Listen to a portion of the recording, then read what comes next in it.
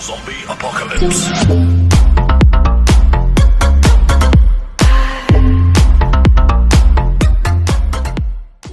Jadi sebagaimana yang beberapa kali disampaikan, megatrust itu sebetulnya merupakan suatu zona tumbukan lempeng antara lempeng kerak Samudra Hindia atau Indo-Australia yang menumbuk masuk menunjang di bawah lempeng benua Eurasia.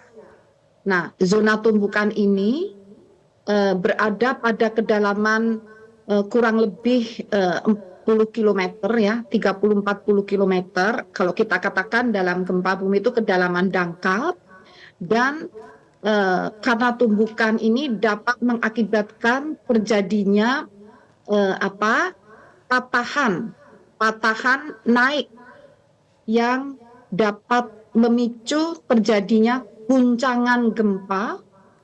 Kekuatannya beragam, mulai dari kekuatan yang lemah hingga kekuatan dapat mencapai 8,5, 8,7, bahkan di waktu di Banda Aceh, waktu di Aceh ya, sebelah barat Aceh itu mencapai 9,1. Nah, yang dikhawatirkan adalah apabila saat terjadi tumbukan, terjadi patah naik dan menimbulkan kekuatan hingga mencapai 8,5 lebih, bahkan mencapai 9.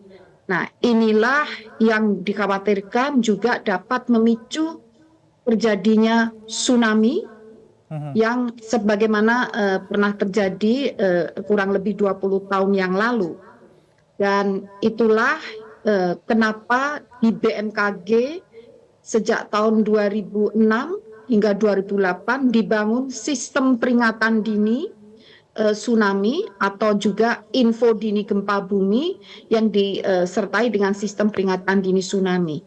Jadi itulah sebetulnya yang dimaksud sebagai megatrust tadi, merupakan zona tumbukan lempeng pada kedalaman dangkal tadi yang memicu terjadinya patah naik yang melepaskan energi dengan guncangan yang sangat kuat. Meskipun guncangan yang lemah pun bisa terjadi. Demikian. Apakah tanda-tanda megatrust ini bisa diketahui dan sudah terjadikah di Indonesia, Bu Korita? Sebetulnya sudah terjadi beberapa kali ya. Karena megatrust ini zona tadi kelihatan gambarnya ya, di sebelumnya ditayangkan di layar, itu terdiri dari beberapa segmen. Bukan suatu lengkungan yang utuh ya, bukan lengkungan yang utuh, tidak, tapi itu kelihatan seakan-akan kotak-kotak, itu segmen-segmen. Jadi bergeraknya itu tidak serempak sekali bergerak, tapi beberapa bagian bersegmen-segmen. Nah, di antara banyak segmen itu sebetulnya hampir semua sudah bergerak, kecuali ada 2 segmen yang belum bergerak, yaitu itu tadi segmen yang di Siberut dan segmen yang di Banten Selat Sunda. Nah, apakah sudah pernah bergerak? Sudah. Misalnya pergerakan yang di Banten dan Selat Sunda ini pun sebetulnya sebelumnya sudah bergerak. Itu misalnya tahun 1804 itu terjadi gempa dan tsunami di Jawa Tengah.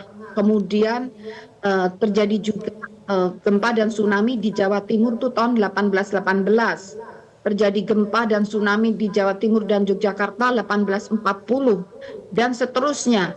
Tahun 1857 diikuti gempa tsunami di Jawa Barat 1859 ya, kemudian 1921, 1994 dan yang terakhir tahun 2006. Jadi sebelumnya itu sudah terbukti bergerak, namun pergerakannya ini kan ada selang waktu antar pergerakan yang sebelum dan sesudahnya. Nah, ini ada selang waktu tertentu, durasi tertentu, misalnya sekitar 200 tahunan atau 300 tahunan.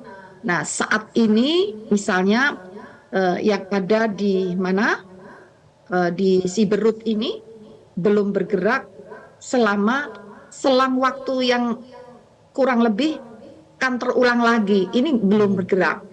Nah, sehingga itulah yang menjadi kewaspadaan.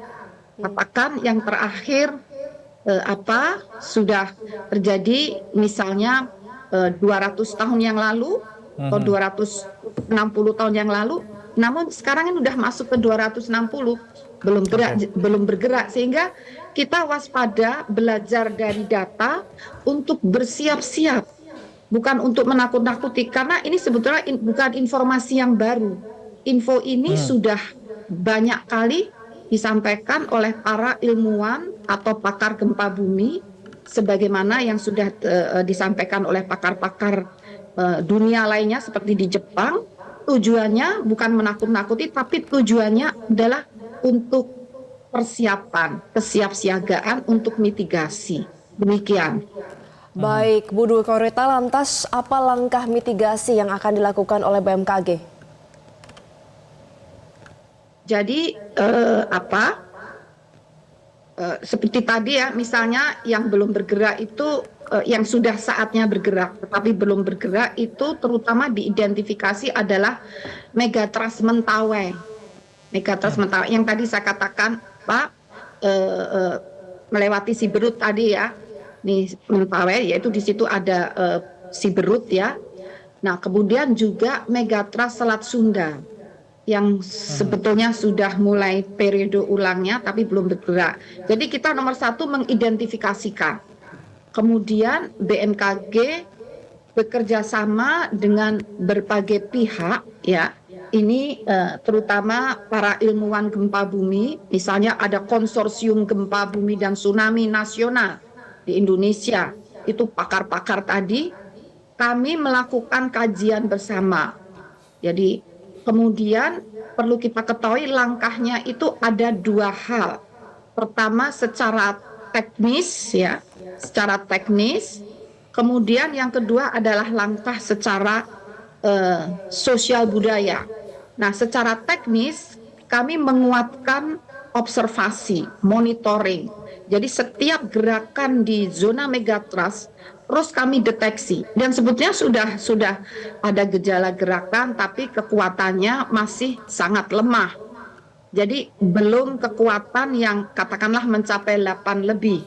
Nah, ini kita deteksi terus, kemudian kita siapkan sistem selain monitoring juga peringatan dini. Peringatan dini ini sengaja dibangun untuk menghadapi gempa megatrust tadi.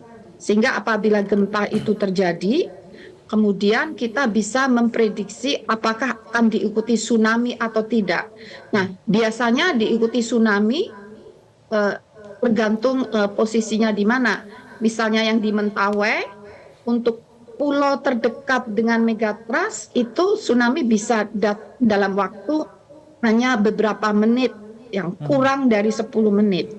Namun, kalau posisinya misalnya di Padang yang agak lebih jauh dari megatrust, itu bisa mencapai kota tersebut katakanlah dalam waktu 30 menit. Sehingga secara sosial budaya sudah disiapkan langkah-langkah untuk bagaimana masyarakat itu dilatih ya, dengan menyiapkan jalur evakuasi ya, kemudian tempat shelter evakuasi. Dilatih selama sekian menit itu harus bisa mencapai. Kalau belum bisa ya di pemerintah daerah sudah mulai diterapkan di tengah masyarakat ya, sarana prasarananya.